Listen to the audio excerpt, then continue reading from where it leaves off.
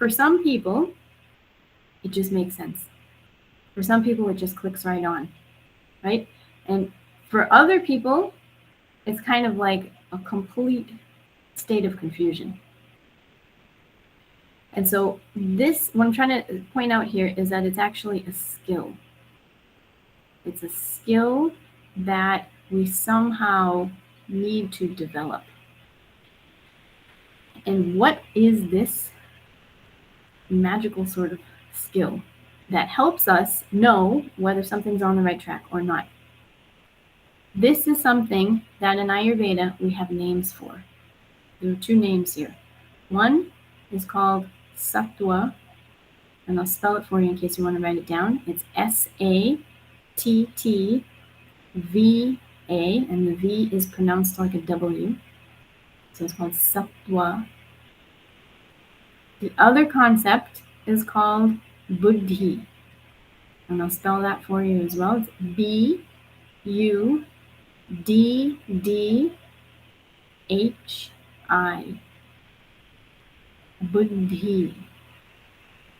These two work together. They're like best friends, actually.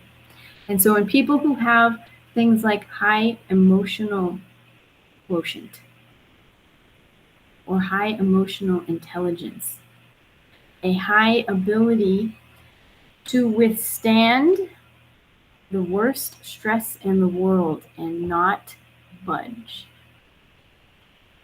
right? They are firm in themselves. Whatever happens, whatever shakes around them, doesn't matter. They stay right where they are, and they stay right on their track. Those are people that we would assess as having high sattva and a good connection to their buddhi.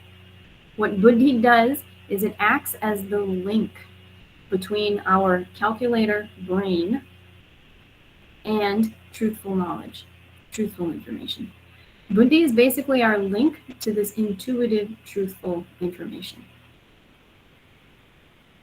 So what we want to do is try to enhance our level of sattva so that we can hear better, or that we can receive information better from this thing called buddhi. And Suzanne went it might seem into a little bit of a sidetrack to explain this, but it's because I want to set the context for this, okay? And I want to give you all the pieces, or at least the basic pieces of this puzzle, so that when you're going through your day-to-day tasks and your day-to-day activities, and you're wondering, why am I doing the same repetitive thing over and over and over again, yet it's not serving me, it's not good for me, it's not helping me get to a better, healthier place.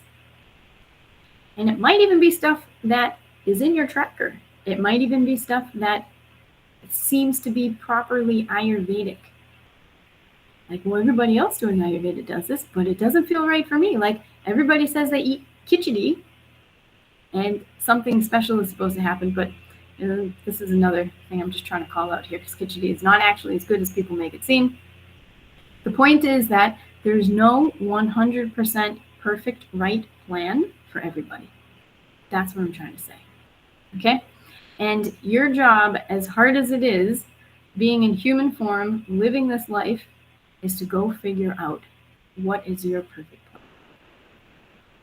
And it's a pretty daunting task for some, and some come better equipped to figure this out earlier than others, more easily than others, and some come less equipped with the tools that they need to figure this out.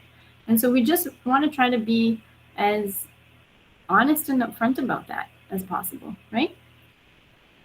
And recognize, where are we on that path?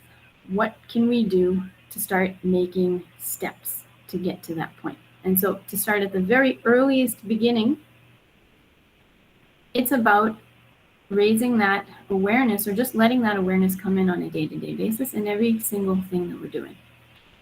And so, Susan, with the food, the thing is to just kind of like when you're doing meditation, when you're doing practices, spiritual practices, and all these other things, we want to actually bring that practice into like every moment of the day. We want that practice to be kind of happening in the background, retraining our brain waves to behave like this constantly. And so if you feel like you can get into a point where you're meditating all the time, you're probably on the right track. Meditation isn't something that we go and sit in a special seat and the whole world closes out, and in that moment, everything's okay. We're never going to get anywhere if that's the only way that meditation works. Meditation has to be brought into every moment of the day. Okay? So what better place to do this than when we're eating? We're connecting with the physical world. We're connecting with something that is nourishing for ourselves, right? Good for our body. And now we want to ask our physical body, is this really what you need? Go ahead, be honest. I'm willing to listen. I'm willing to accept whatever that honest answer is.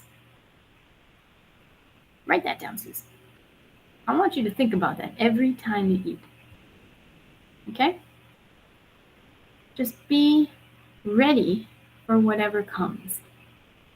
Maybe have your journal there. Maybe make some notes.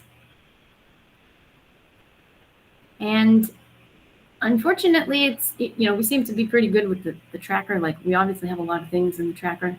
Why can't we just make a form? And you just print the form out, and when you're eating, you just check the boxes off. Do I feel like this? Do I feel like that? Well, that sometimes doesn't actually help. Sometimes that actually hurts more. Because now what we're doing is we're putting these expectations in your mind.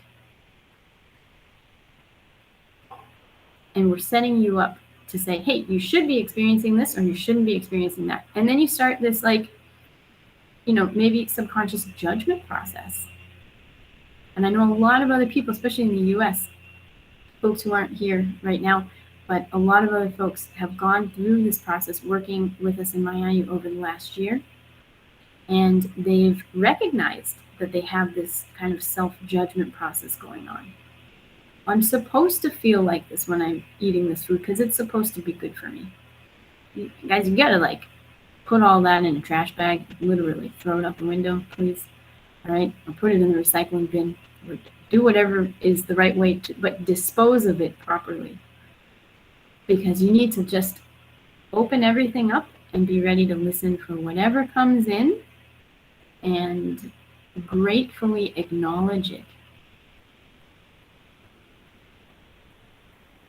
What do you think about that?